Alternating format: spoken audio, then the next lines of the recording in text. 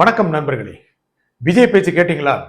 திமுக versus தாவேகா அப்படிங்கிறத ரொம்ப நல்லா புதுசா எஸ்டாப்ளிஷ் பண்ணிட்டாரு. எப்படி இருந்தாலும் திமுகவை வீழ்த்தணும் அப்படிங்கிற நோக்கத்தை தான் இன்னைக்கு நடந்த கூட்டத்திலையும் அவர் வெளிப்படுத்தினார். விஜய் வீட்டு விட்டு வெளியே வாங்க, பணி விருந்து வெளியே வாங்க சொல்றதுக்கு பதிலா என்ன சொல்லிட்டாரு? வீடுன்னு என்ன தெரியுமா? தமிழ்நாடே வீடு, 8 கோடி மக்களும் வீட்டுல இருக்காங்க அப்படின்னு சொல்லி பிளேட்டை மாத்தினாரு. பாத்தீங்களா? அதுலதான் நடிகர் விஜய் நிக்கிறாரு, நல்ல ஒரு தலைவர் விஜய் நிக்கிறார். எப்படி பேசுறங்கிறத பார்த்து பேசிட்டாரு. பாத்தீங்களா? தமிழக அரசியல் என்னமோ விஜய் வெர்சஸ் ஸ்டாலின்ங்கிற மாதிரி மாறின மாதிரி தெரியுதுங்க. விஜய் கூட்டம் நடத்தின அதே நாளுதான் முதலமைச்சர் ஸ்டாலின் ஒரு முக்கியமான அறிவிப்பு வெளியிட்டார். முக்கியமாக மகளிர் உரிமை தொகை வாங்குறவங்களுக்கு பிப்ரவரி, மார்ச், ஏப்ரல் இந்த 3 மாசத்துக்கான 3000 ரூபாய் பிளஸ் 2000 ரூபாய் போனஸ் எல்லாம் சேர்த்து 5000 ரூபாய் இன்னைக்கே கிரெடிட் பண்ணிட்டாங்க, கணக்குல வரவு வச்சுட்டாங்க. அப்பனா இந்த பெண்குலம் எல்லாமே அப்படியே திமுக ஓட்டு போட்டுருமோ? அந்த ஒரு கணக்கு நிச்சயமாக திமுக இருக்கு. என்ன காரணம்னா, விஜய்க்கு ஜென் ஜி கடுமையா ஆதரிக்கிறாங்க, அவங்களுடைய அம்மாமார்களும் ஆதரிக்கிறாங்க.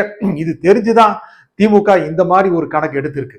இததான் விஜய் என்ன பண்ணிட்டாரு, இப்போ இந்த கூட்டத்துல பேசுறதுக்கு முன்னாலேயே பணத்தை வாக்கிங்க, எல்லாம் உங்க பணம் தான், ஓட்டு எங்களுக்கு போட்டுருங்க அப்படின்னு செம்மையா விசில் ஊதிட்டார்.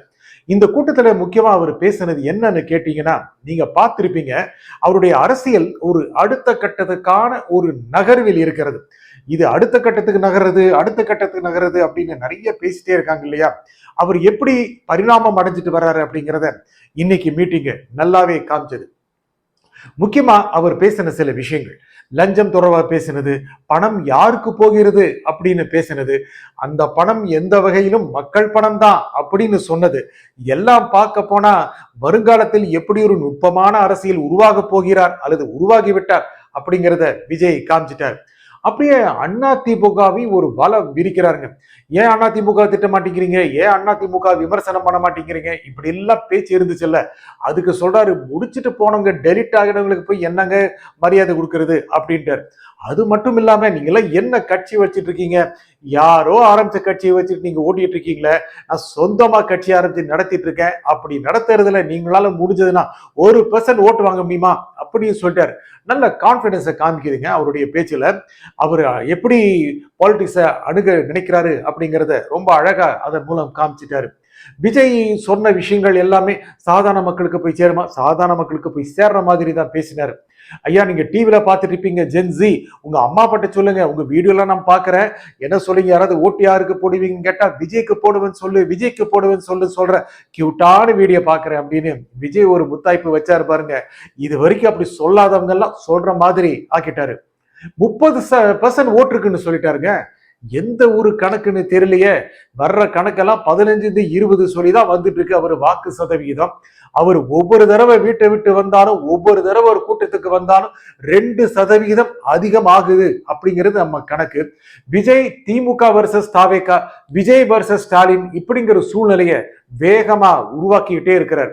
முக்கியமாக நான் சொன்னேன் இல்லையா, முதலமைச்சர் ஸ்டாலின் அறிவிச்ச அறிவிப்பு, முக்கியமா மகளிர் உரிமை தொகை யாருக்கு போய் சேரணும், யாருக்கு போய் சேர்ந்துட்டு இருக்கு, அவங்களுக்கு என்ன இன்னைக்கு 5000 ரூபாய் எப்படி கிரெடிட் ஆச்சு அப்படின்னு. அதுக்கு எடப்பாடி பழனிசாமி, நீங்கள் ஆட்சிக்கு வந்த போதே தந்திருக்க வேண்டும், எத்தனை வருஷம் கழிச்சு கொடுத்தீங்க, அப்படி கொடுக்கறத எத்தனை 1000 ரூபாய் கொடுக்கணும் அப்படிலாம் கணக்கு போட்டார்ல.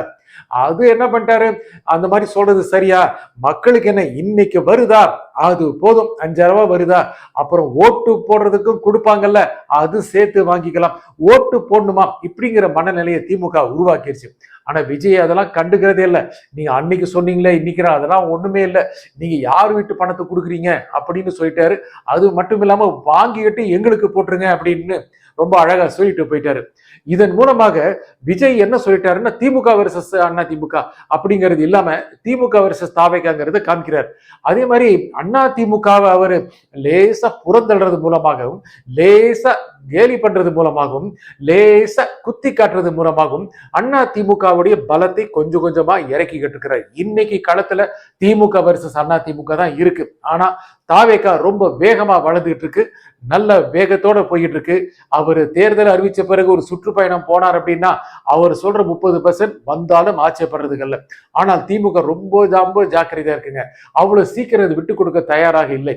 ஆட்சிக்கு வந்திருக்காங்க, ஆட்சி அவங்க கையில் இருக்கு, இது எப்படி அணுகிறது நல்லா தெரியும், எப்படி இதை ஓட்டாக மாற்றும் அப்படிங்கிற விதத்தை நன்றாக தெரியும். ரொம்ப அனுபவப்பட்ட கட்சி, பலமுறை ஆட்சியில் இருந்த கட்சி, அது எப்படி ஓட்டா மாத்துறது அப்படிங்கிறது நல்லாவே தெரியும். அவங்க ரொம்ப பெருசா ரியாக்ட் பண்ணல, ஏன்னா அவங்களுக்கு நல்லா தெரியும் இதெல்லாம் செய்யறதுங்கிறது விஜய்க்கு சப்போர்ட்டா போயிருமோ அப்படின்னு. ஆனாலும் சோசியல் மீடியால விஜய்க்கு எகேன்ஸ்ட் நல்லா பரவிட்டு இருக்கு. அதிமுக காரங்க தான் ரொம்ப கோச்சுக்கிட்டாங்க. என்னென்ன பேசுறாங்க, பனையூர் அங்கிள் அப்படிலாம் கூப்பிடுறாங்க. இப்படிலாம் கூப்பிடுறது மட்டும் இல்லாம நீங்க என்ன கட்சி ஆரம்பிச்சீங்க, உங்க அப்பா சினிமாவில் இருந்ததுனால நீங்களே சினிமாவுக்கு வந்தீங்க இப்படின்னு ரொம்ப பர்சனலா அட்டாக் பண்ண ஆரம்பிச்சிட்டாங்க. ஏன்னா விஜய் பேசுற பேச்செல்லாம் அதிமுகவுக்கு எகேன்ஸ்டா போற மாதிரி நல்லாவே தெரியுது.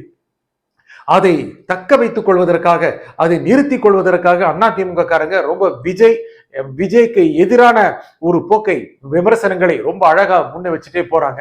அது அதிமுக லாபமா அமையுமா, அது விஜய்க்கே சாதகமா அமையக்கூடிய வாய்ப்பு இருக்கு அல்லவா. விஜய் என்ன சொல்றாரு, கதம் அப்படின்ட்டாரு. ரஜினி டைலாக்குங்க, உங்களுக்கு தெரியும் நினைக்கிறேன், அதை போய் சொல்லிட்டாரு.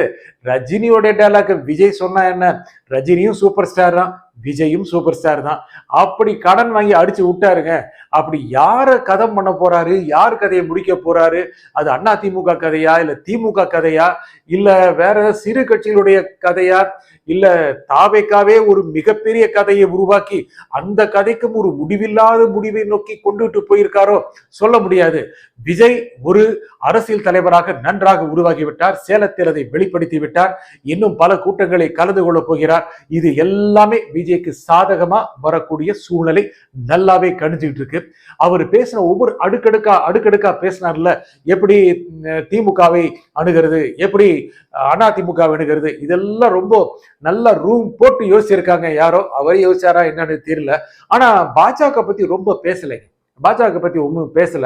என்னங்க இன்னைக்கு தமிழ்நாடு தேர்தல் தானே, அதனால திமுக பத்தி தான் பேசணும் அப்படின்னு அவர் சொன்னாலும் கூட பாஜக பத்தியும் அப்படியே 2 பிட்டை தூக்கி போட்டுருந்தானே நல்லா இருந்திருக்கும். ஏற்கனவே நிறைய வதந்திகள் இருக்கு. பாஜக அவருக்கு ப்ரெஷர் கொடுக்குது, அவர் திமுகவுக்கு எகேன்ஸ்டா பேசணும்னு சொல்லுது, காங்கிரஸோட போகக்கூடாதுன்னு சொல்லுது. இதெல்லாம் பாஜக சொல்லுமா, இல்ல விஜய் தான் கேட்டுக்குவாரா, அதை கேட்டுக்க வேண்டிய சூழ்நிலை தான் வருமா? அந்த மாதிரி எந்த நிலைமையிலும் பாஜக பிரஷர் கொடுத்திருக்காங்க மாதிரி தெரியுது. ஆனா பாஜகவுக்கு எகேன்ஸ்டாவும் பேசி இருக்கலாமே, மோடிக்கு எகேன்ஸ்டாவும் பேசி இருக்கலாமே, விஜய் பேசல. ஆனா அவருடைய பேச்சு எல்லாம் தமிழ்நாட்டை நோக்கி, தமிழகத்தை ஆண்டு கொண்டிருக்கின்ற திமுக அரசை நோக்கி தான் இருந்தது. ஆனா எந்த அளவுக்கான திட்டங்கள் செயல்படுத்தப்படுது, நேரடியாக தமிழகம் பிஜேபிக்கு அவுட் ஆஃப் கண்ட்ரோல் சொன்ன போது அப்படியே தமிழ்நாட்டில் இருக்க சட்டம் ஒழுங்கு திமுக அரசு out of control, Thiru Stalin out of control, இங்கு இருக்கின்ற முக்கியமான நிலைமைகள் அவுட் ஆஃப் கண்ட்ரோல், இங்கு பாதுகாப்பு அவுட் ஆஃப் கண்ட்ரோல் சொல்லி அவுட் ஆஃப் கண்ட்ரோலா போட்டு அடிச்சிட்டாரு. இதன் மூலம் ஆட்சி அவுட் ஆஃப் கண்ட்ரோல் ஆகுமாங்கிறது மிகப்பெரிய சந்தேகம். ஏனென்றால் இன்று இருக்கின்ற கருத்து கணிப்புப்படி திமுக முன்னணியில் இருக்கிறது. ஆனால் அடுத்து வருகின்ற வாரங்களில் ஒருவேளை தாவேகா கணிசமான ஓட்டுகளை கவர்ந்தால் நிச்சயமாக மிகப்பெரிய தாக்கத்தை கொடுக்கும். அதிமுக இழப்பாக அமையும், திமுக இழப்பாக அமையும். யார் ஆட்சிக்கு வருவது என்பதை தீர்மானிக்கக்கூடிய சக்தியாக தாவேகா மாறும். ஏன் ஆட்சிக்கு வர வேண்டிய நிலைக்கு மாறி மற்றவர்கள் ஆதரவு கொடுக்க வேண்டிய நிலைக்கு அது உருவாகலாம். ஏனென்றால் ஒரு பெரிய அளவுக்கான ஒரு பாப்புலேஷன் விஜய்க்கு சாதகமா இருக்கு, அதை மறுக்க முடியாது. ஏன்னா ஒரு மாற்றம் வேணும் நினைக்கிறாங்க. என்னங்க மாற்றம் வேணும், திமுக கொடுக்காத மாற்றமா விஜய் கொடுத்துட போறாரு, அவருக்கு என்ன அனுபவம் இருக்கு அப்படின்னு கேட்டோம்னா அதுக்கே விஜயே சொல்றாரு, ஆமா அவருக்கு அனுபவம் கிடையாது, மற்ற அரசியல் கட்சிகள், ஆட்சிக்கு வருகின்ற அரசியல் கட்சிகள் எல்லாம் ஊழல் செய்வதில் அனுபவம் கொண்டிருக்கின்றன, அது கிடையாது அப்படின்னு சொல்லிட்டு போயிட்டாரு. இதெல்லாம் மக்கள்கிட்ட நல்லா எடுபடுது, அவங்க நல்லா சிந்திக்க ஆரம்பிச்சுட்டாங்க. ஒரு வகையான சிந்தனையை விஜய் நிச்சயமா கொடுத்திருக்கிறாரு. ஒரு மாற்று கட்சி வரும்போது மிகப்பெரிய நட்சத்திரம். நிச்சயமாக சீமானும் கடுமையான மாற்றங்களை கொண்டு வரதான் நினைக்கிறாரு. ஆனால் அவர் மிகப்பெரிய நட்சத்திரம் இல்லை. ஆனால் சிந்திக்கக்கூடிய ஒரு அரசியல்வாதி, ஒரு நவீனமான சிந்தனைகளை அரசியல் தளத்தில் வைக்கக்கூடிய ஒரு அரசியல்வாதி. ஆனால் மிகப்பெரிய நட்சத்திரமாக விஜய் இருக்கிறதுனால மற்றவர்கள் கொடுத்த ஸ்கிரிப்டா இருந்தாலும், அவரே திங்க் பண்ண ஸ்கிரிப்டா இருந்தாலும் அழகா டெலிவரி பண்ணிடுறாரு. அது மக்கள்கிட்ட போய் சேர்ந்துருது. இனி வர்ற காலத்துல விஜய் கை மறுபடியும் ஓங்குங்கிற மாதிரி தாங்க தெரியுது. நன்றி, வணக்கம்.